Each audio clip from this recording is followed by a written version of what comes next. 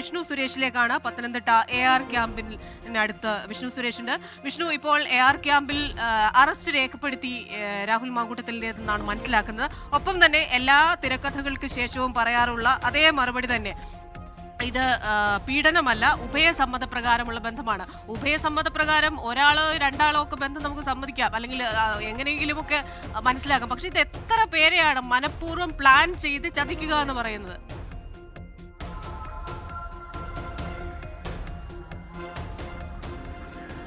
ക്രിസ്റ്റിന, രാഹുലിനെ ഏകദേശം 3 മണിയോടുകൂടിയാണ് പത്തനംതിട്ട AR ക്യാമ്പിലേക്ക് എത്തിച്ചത്. രാവിലെ പാലക്കാട് നിന്ന് 12 മണിയോടെ അറസ്റ്റ് രേഖപ്പെടുത്തി രാവിലെ 3 മണിയോടുകൂടി രാഹുലിനെ AR ക്യാമ്പിലേക്ക് എത്തിക്കുകയായിരുന്നു. അതിനുശേഷം ഇനിയിപ്പോൾ അടുത്തത് ആശുപത്രിയിലേക്ക് മെഡിക്കൽ വൈദ്യപരിശോധനയ്ക്ക് വേണ്ടി കൊണ്ടുപോകേണ്ട നടപടിയാണ്. 7:30 അതുണ്ടാകും. അതിനുശേഷം ഇന്ന് തന്നെ മജിസ്ട്രേറ്റിന് മുമ്പാകെ ഹാജരാക്കുമെന്നാണ് ലഭ്യമാകുന്ന വിവരം.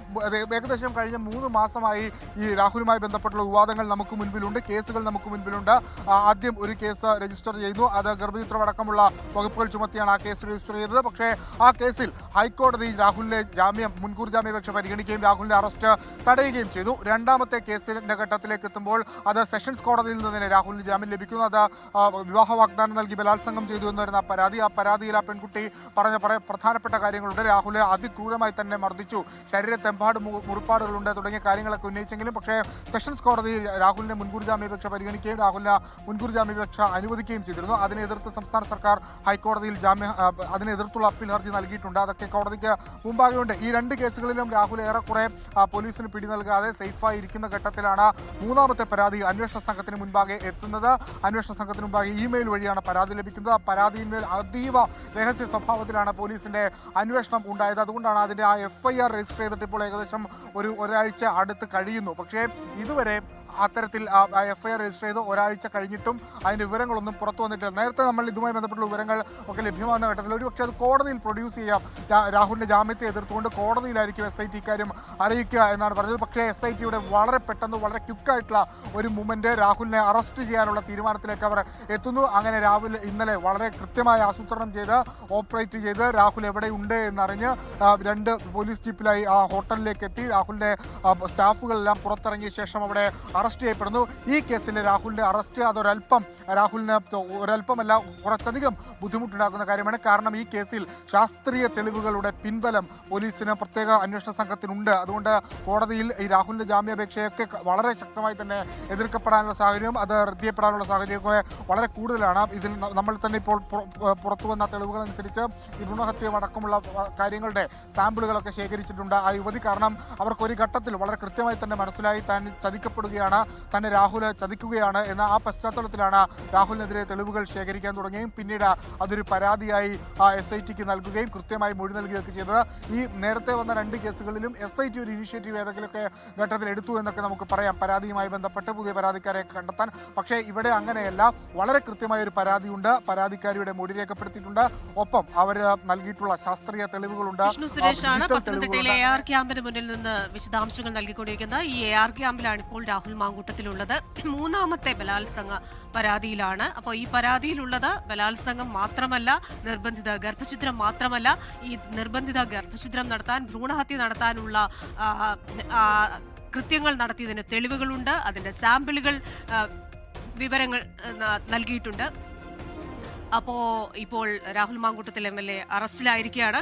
ഇവിടെ പ്രേക്ഷകരിൽ ചിലപ്പോഴെങ്കിലും ചില സംശയങ്ങൾ ഉന്നയിക്കുന്നുണ്ട്. രാഹുൽ മാങ്കൂട്ടത്തിൽ പറയുന്ന ഈ ഉഭയ സമ്മതപ്രകാരമുണ്ട്. പക്ഷേ ഈ ഉഭയ സമ്മതം എന്ന് പറയുമ്പോഴും അത് എത്ര പേരെ പ്ലാൻഡ് ആയിട്ട് ചതിക്കുന്നു? വിഷ്ണു സുരേഷ്, ഇപ്പോൾ വിഷ്ണു, അവിടെ പ്രത്യേക അന്വേഷണ സംഘം എത്തിച്ചേർന്നു എന്നല്ലേ മനസ്സിലാക്കേണ്ടത്? എന്താണ് ഇപ്പോൾ AR ക്യാമ്പിൽ നിന്ന് നൽകാനുള്ള വിവരം?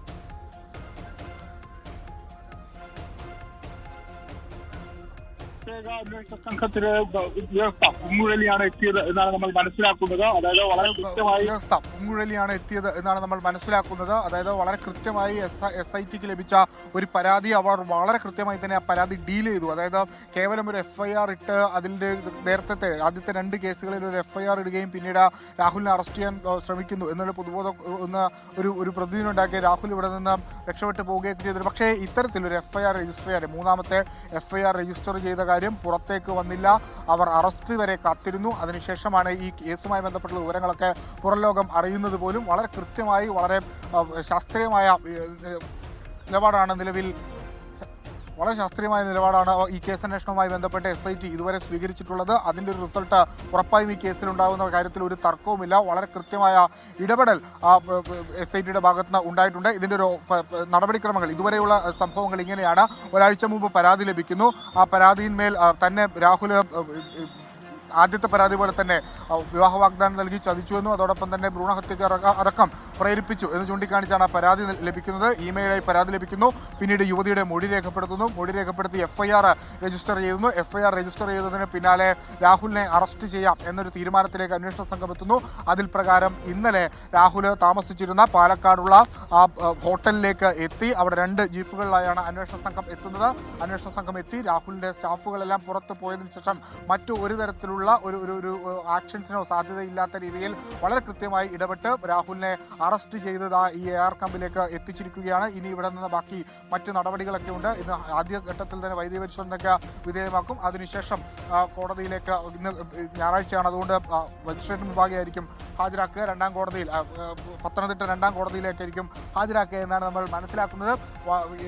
രാഹുലിനെ സംബന്ധിച്ച് രാഹുൽ ഒരു തിരിച്ചുവരവിനുള്ള ശ്രമം പലയിടങ്ങളിലായി നടത്തുകയായിരുന്നു. അതായത് ആദ്യ കേസിൽ അറസ്റ്റ് തടഞ്ഞു, 2ാമത്തെ കേസിൽ ജാമ്യം ലഭിക്കുന്നു. അങ്ങനെ രാഹുൽ ഫുൾ സേഫായി നിൽക്കുന്നു. ഞാൻ തിരിച്ചു വരുന്നു എന്ന സൂചന രാഹുലിന്റെ സോഷ്യൽ മീഡിയ ഹാൻഡിലുകളിൽ നിന്നൊക്കെ നമുക്ക് ലഭിച്ചിട്ടുള്ളതാണ്. അത്തരത്തിൽ പല നേതാക്കളും രാഹുലിനെ പിന്തുണച്ച് വരുന്നതൊക്കെ നമ്മൾ കണ്ടതാണ്. അതിനിടയിലാണ് ഇപ്പോൾ രാഹുലിന് വീണ്ടും തിരിച്ചടിയായി കുരുക്കായി ഈ 3ാമത്തെ കേസ് വന്നത്. ആ കേസിൽ ഇപ്പോൾ രാഹുൽ മാങ്കൂട്ടത്തിൽ അറസ്റ്റിലായിരിക്കുന്നു. നേരത്തെ രാഹുലിനെ അറസ്റ്റ് ചെയ്യും, അല്ലെങ്കിൽ രാഹുലിനെ അറസ്റ്റിലേക്ക് പോകുന്നു എന്നൊക്കെ പറഞ്ഞ് നമ്മൾ പല ഘട്ടങ്ങൾ കണ്ടതാണ്. രാഹുൽ ഇവിടുന്ന് ഏറ്റവും ഒടുവിൽ എത്രയോ ദിവസങ്ങൾക്ക് ശേഷം രാഹുൽ പാലക്കാട് എത്തി വോട്ട് രേഖപ്പെടുത്തുന്നത് നമ്മൾ കണ്ടതാണ്. അങ്ങനെ രാഹുൽ ഓടിയും മറഞ്ഞു ഒളിഞ്ഞും ഒക്കെ ഇരുന്ന് രാഹുൽ ഇപ്പോൾ പോലീസിന്റെ കസ്റ്റഡിയിലായി. രാഹുലിന്റെ അറസ്റ്റ് രേഖപ്പെടുത്തിയിരിക്കുന്നു. ബലാത്സംഗ കേസിലും അതോടൊപ്പം തന്നെ ഗർഭചിത്രം നടത്തിയ കേസിലുമാണ് രാഹുലിന്റെ അറസ്റ്റ് രേഖപ്പെടുത്തിയിരിക്കുന്നത്.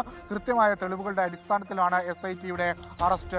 ക്രിസ്റ്റീന, ഓക്കെ, കൃത്യമായ തെളിവുകളോടുകൂടെ കൃത്യമായ ആസൂത്രണത്തോടുകൂടെയാണ് ഇപ്പോൾ SIT അറസ്റ്റ് രേഖപ്പെടുത്തിയിരിക്കുന്നത്.